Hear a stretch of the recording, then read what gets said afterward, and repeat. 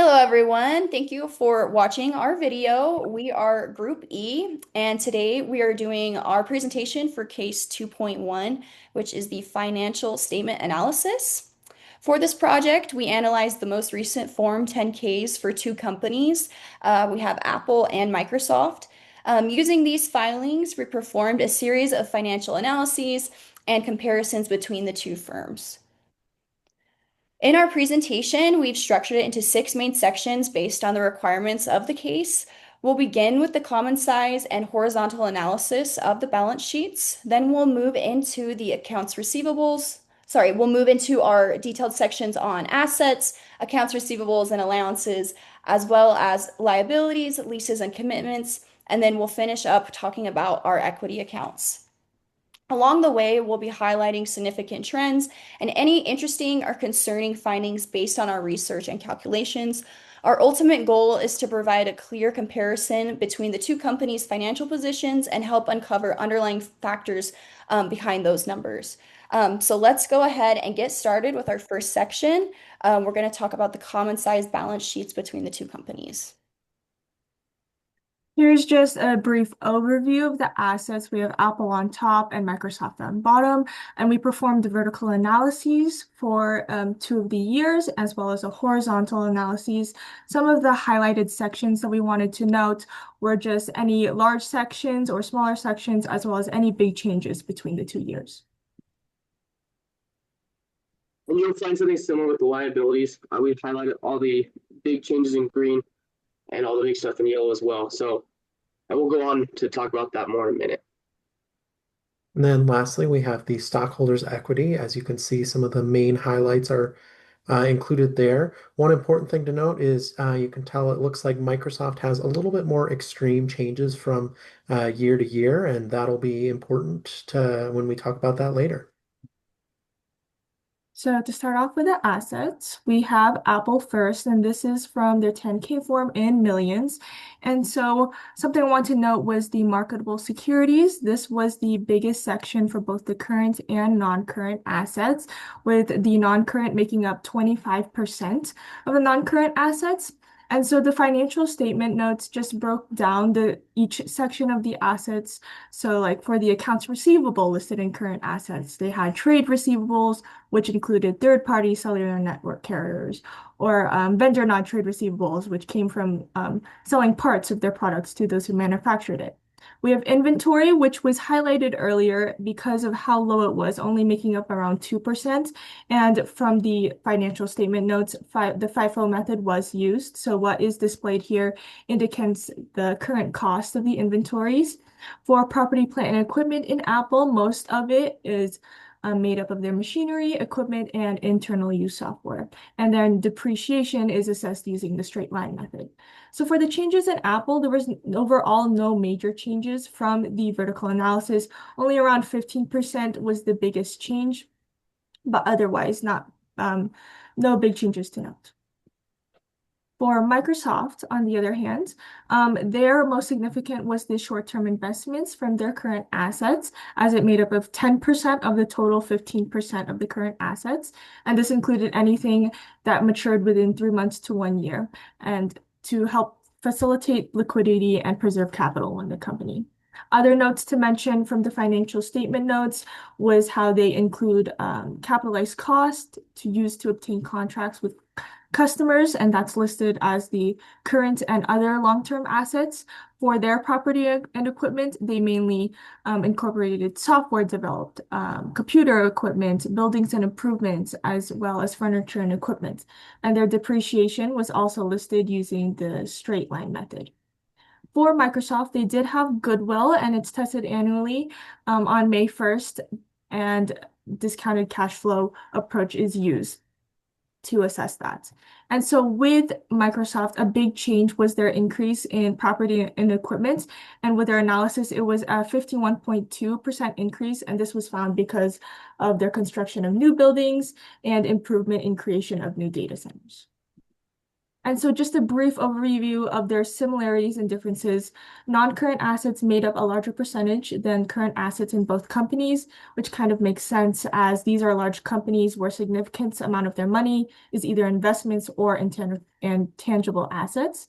There was minimal inventory in both, showing that they hold little of their actual product and most likely outsource or either store their product elsewhere. And short-term investments made up a significant amount of their current assets as they have a significant amount of money they could reinvest and preserve their capital. For their differences, kind of what was mentioned, property, plant, and equipment would make up a large percentage for Microsoft, while marketable securities and investments made up a larger percentage in Apple. And goodwill was only mentioned in Microsoft, seeing how Microsoft acquires other companies while Apple doesn't and mainly keeps things more internal. Perfect. Thank you, Audrey. I am going to go ahead and cover the allowance for doubtful accounts. First, we are going to talk about Microsoft.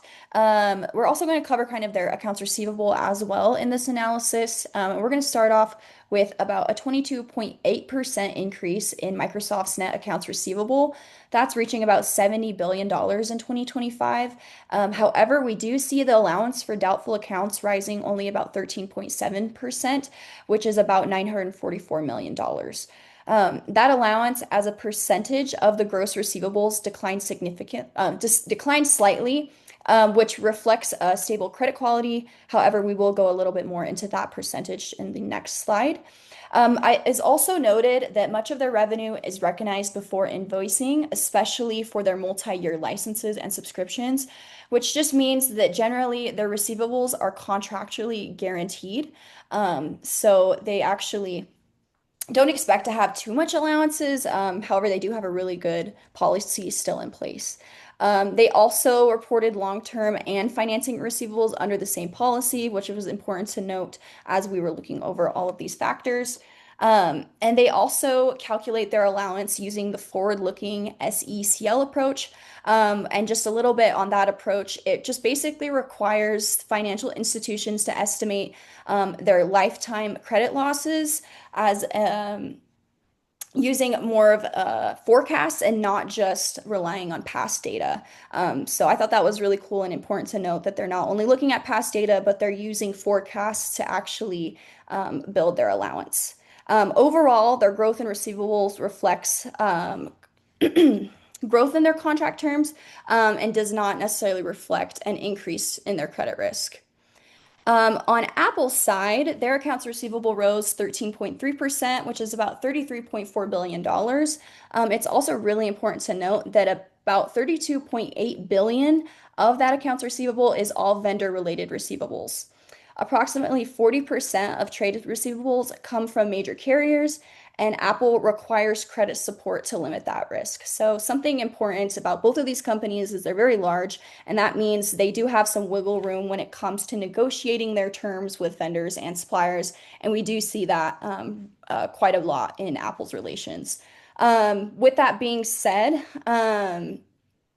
vendor and non-trade receivables relate to components sold to contract manufacturers, not your typical customer sales. So that super large section of their accounts receivable is actually all vendor related and not your typical B2C accounts receivable. So unlike Microsoft, Apple does not explicitly report an allowance for doubtful accounts.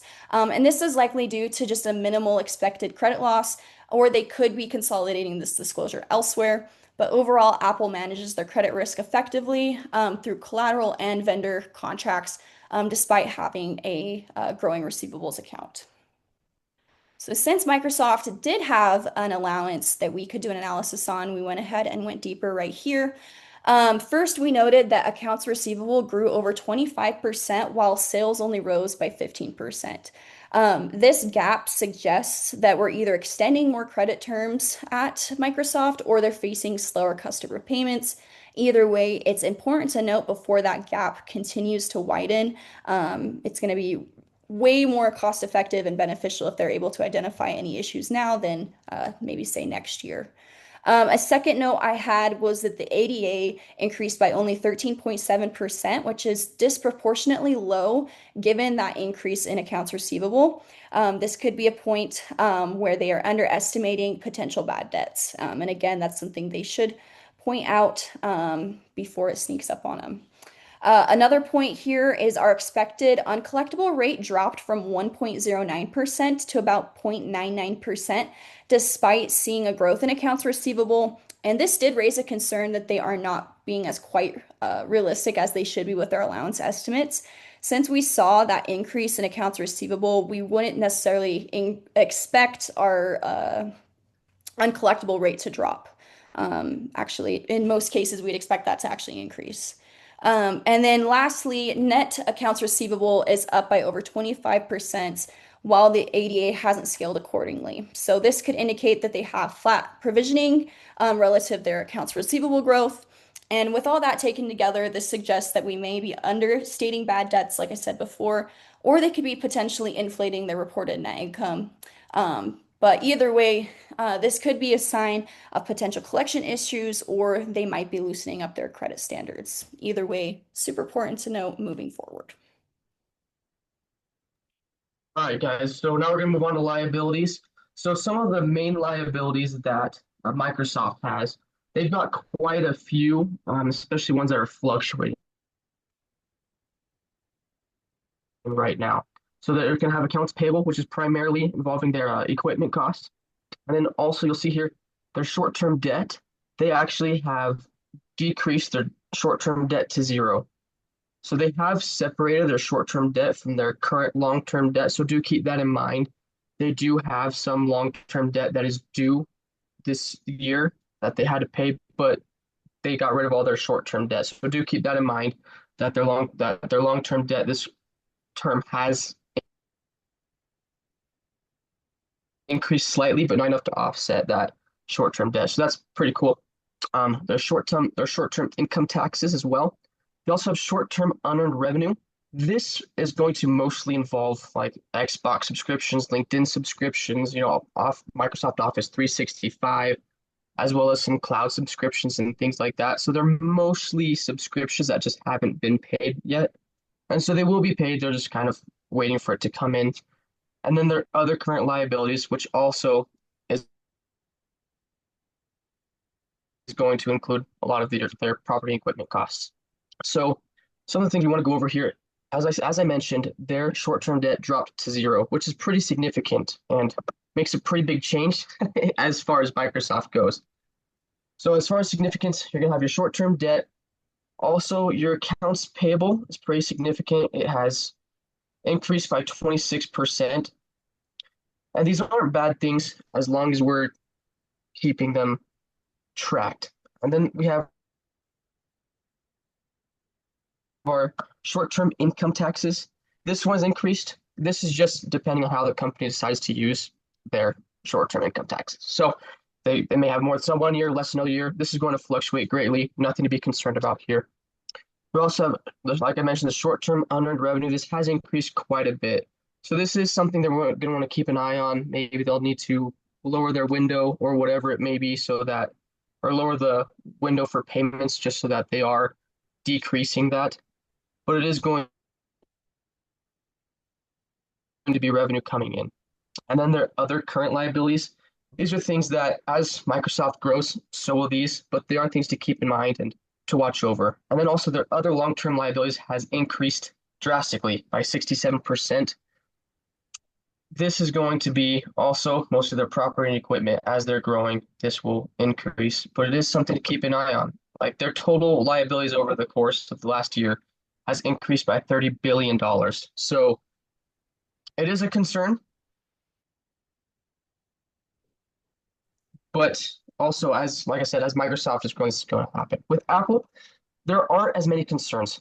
There's only 3 that have really changed. One of them is commercial paper. This is a new program that Apple is implementing. This is going to grow as their program moves on and improves. But this is just kind of cool that it is a program that Apple has implemented and are working on currently. Other current liabilities has also increased. You can see here it's increased by 33.1%. Pretty drastic. But again, Apple is in a stage right now where they're moving a lot through. So, and then their term debt right now, it's pretty controlled. It's dropped, and so we're not very concerned there either. So that's it for liability.